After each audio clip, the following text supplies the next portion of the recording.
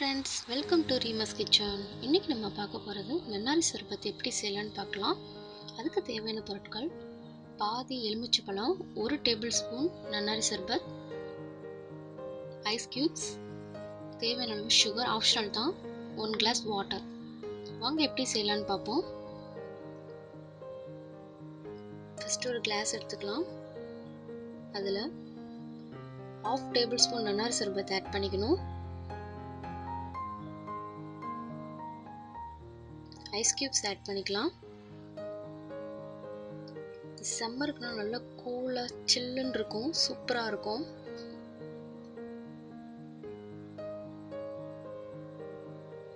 இப்போ பாதி lemon juice add பண்ணிடுவோம்.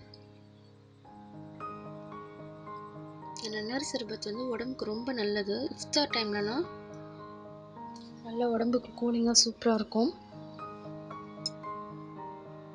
இப்போ லெமன் ஜூஸ் ஆட் பண்ணியாச்சு. தண்ணி ஆட் பண்ணிக்கலாம். இப்போ பேலன்ஸ் உள்ள 1/2 டேபிள் ஸ்பூன் நன்னாரி சர்பத் ஆட் பண்ணிக்கலாம். இது சூப்பராக ரெடி ஆயிடுச்சு. நல்ல டேஸ்ட்டாக இருக்கும். ட்ரை பண்ணி பாருங்கள்.